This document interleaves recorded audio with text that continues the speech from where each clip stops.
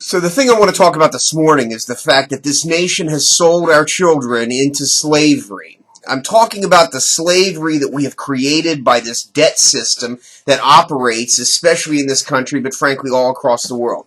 Now, it's recently been reported that the student loan bill that is due for the youth and frankly some of the parents in this country exceeds $1 trillion. $1 trillion is the estimated student loan debt held in this nation. Now, the thing I want people to understand is that number 1 trillion is an absolutely unimaginable and an unbelievable number. $1 trillion spread across the youth that should be coming out and being productive members of a society, generating wealth, buying homes, buying cars, and contributing to the prosperity of this nation.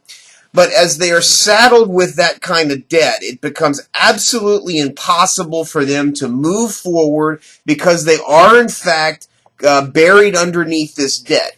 Now, I want to talk about the fact that when I went to law school, I took out student loan debt. It was relatively manageable, but it was small in comparison to the debt that's being heaped on the student today. I saw a figure that student loan debt has increased 750%. Now, a lawyer in my office made the point that, mathematics has not changed in a couple of years. 1 plus 1 equaled 2 300 years ago, and it still equals 2 today. And yet, every single year, textbooks and other things are required to be purchased by students to incorporate in the latest and the greatest. As we understand it, it's truly not the case that we don't need all these new textbooks and we don't need the hundreds and thousands of dollars that are heaped upon as a result of that. But students are forced to buy additional textbooks and incur additional debt, not because it contributes anything to the educational experience, but because it's a profit center for all the corporate vipers that are now involved in the university and education system. Now, the very same factors that are involved in the collapse of the housing market and our financial systems are at play with student loan debt, but it's even more pernicious. And the reason for that is, again, the basics of education have not changed. The university system and the education system have not changed all of that much. And frankly, the economics of fundamental education have not changed.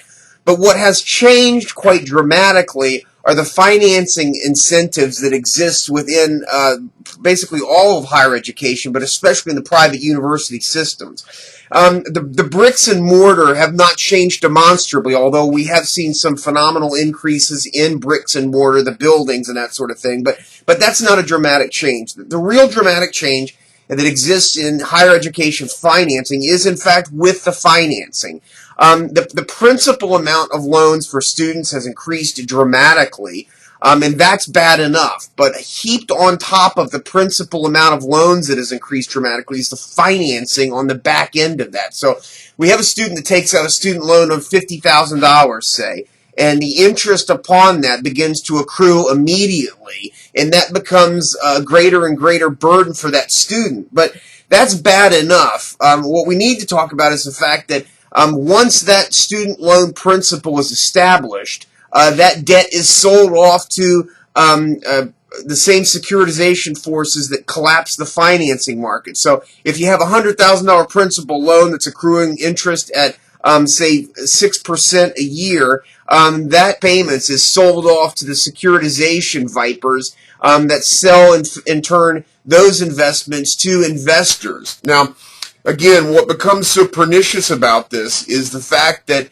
that interest continues to accrue and accumulate, and the principal is very hard to reduce down, even in a good employment environment. But what we understand has happened in this country is our economic and employment base has been decimated by the policies of the elected officials in Washington, D.C. and all across this country who, in fact, are working for the corporation. So when that student took out that student loan debt, assuming that when he or she got out, there were going to be jobs on the other end to pay that student loan debt, that contract was broken. And I think that's one thing to keep in mind here, is that there was a very real contract that was entered into by the American student. He believed and she believed that when she went to school and did the right thing and took out that higher education, it was predicated on the incorrect belief that their government was doing the correct thing and creating a sustainable economy such that when they entered the workforce, there would be jobs out there. We know, in fact, that that was not the case.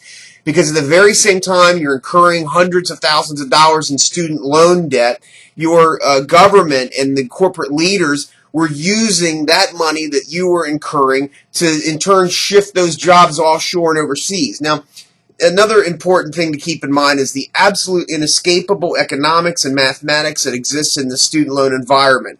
I live just near a school, call it that if you will, that teaches students to cut hair. Now, every morning I see these young, bright-eyed kids wheeling in their boxes full of hair cutting things and dye and whatever is in those crates that they carry around. But there's literally hundreds of them every single day going into this private school, heaping on top of themselves potentially hundreds of thousands of dollars worth of student loans, so that when they get out 2 years later, they can be certified to cut this mop of hair that's on top of my head. Now, the debt that is incurred by these kids is absolutely unimaginable. No one has ever sat these kids down and said, you know, at the end of this technical program, this education, if you will have student loan debt of $80,000 a year, accruing interest at 5% a year, or whatever the number is. And we need to sit down and talk about the economics of a haircut and understand that for every haircut that you might get $15, or maybe if you're working at some fancy place, $50, you're only going to put in your pocket $25 from that. And understand that you're chasing down this unimaginable interest, that you could cut hair all day long, and your net proceeds from that haircut, that $50 haircut, only end up being $5.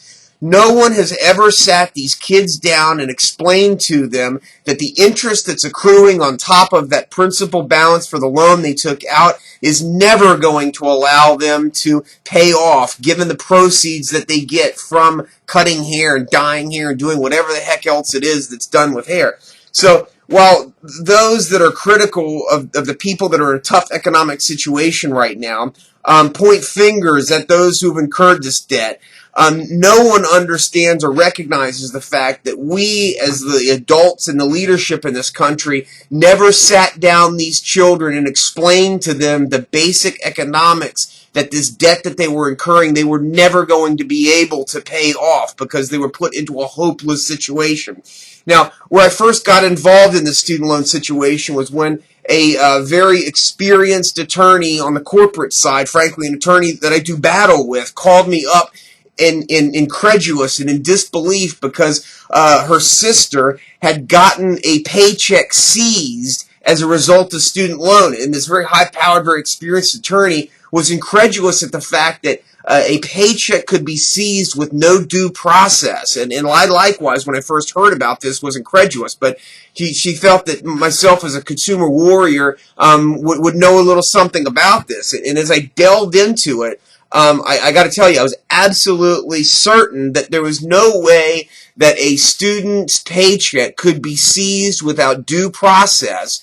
But I was disturbed to find that under the administrative wage garnishment procedures that have been established by the federal government and the corporations that the federal government and our legislators work for, allow these corporations to seize paychecks, to seize the property of Americans, young Americans, with absolutely no due process. And as you dig a little bit deeper into administrative wage garnishment and figure out the way in which these statutes and these procedures were established, the private corporations representing the debt buyers and the debt owners and the corporate finance entities of these primarily private education entities lobbied Congress and created laws and created a regime whereby once they take possession of the debt that's owed by our nation's students and our youth, they then can engage in these very draconian and in fact star chamber proceedings to then go and seize the paycheck of our nation's youth.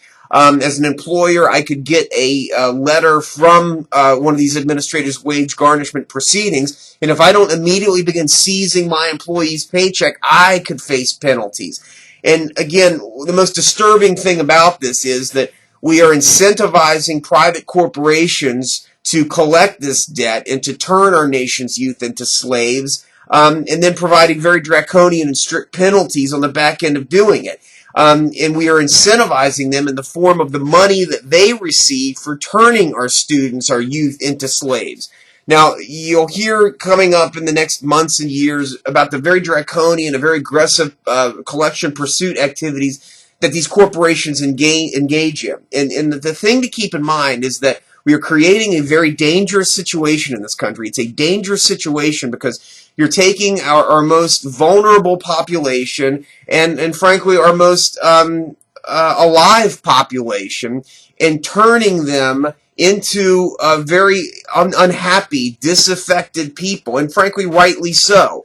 Not just the students on the civilian side, but another important component to keep in mind about this is the corporate vipers lobbying our nation's capital, included within these gross, perverse incentives for financial slavery, provisions whereby they get special incentives for turning our soldiers into debt slaves, so that when our soldiers return from battle and they have access to preferred financial packages to turn them into students afterwards, these private corporations have a special incentive to suck in more and more soldiers and make them students and make them debt slaves, because it balances out the private debt slavery that we're putting the rest of the population into. It's relatively complex, but the bottom line is there are incentives on these private student loan corporations to turn our soldiers into their own debt slaves. But the point to be made from this is this. We are turning a very vulnerable population, a very angry population, into very dangerous and angry people. And frankly, they're correct to be angry. We have the young that are now going to be unemployed and into a hopeless situation. I read a statistic recently that soldiers returning from battle in the 18 to, I believe, 24-year-old age bracket, we're looking at a 30% unemployment. That's a very big problem to have soldiers returning from battle at 30% unemployment. Now, where we are placing them, they're vulnerable at this point in time, and they're being placed into an even more vulnerable position when we're turning them over to these student loan debt slave masters in form of the education system that they're being dumped into. So they're being sold a bill of goods, and our leaders are doing this to them, knowing full well now about the incentives that exist. Now, you'll hear some proposals that are being bantied about reducing down the interest rate that's owed on this $1 trillion worth of debt. But the bottom line is this is not going to chip away at the problem at all, because we're talking about reducing the accrual of the interest from an unimaginable 7% rate down to something 3.8 or whatever. But the bottom line is our nation cannot proceed forward with $1 trillion worth of student loan debt that's put on the backs of our nation's most vulnerable population. This is really problematic going forward. You're going to see this, particularly in the months and years going forward. It's something that has to be addressed, and frankly, the only way to address this is to recognize the wrong that was done at the origination of these loans and to do some kind of debt forgiveness on behalf of our nation's youth and those that have been sold improperly into debt slavery.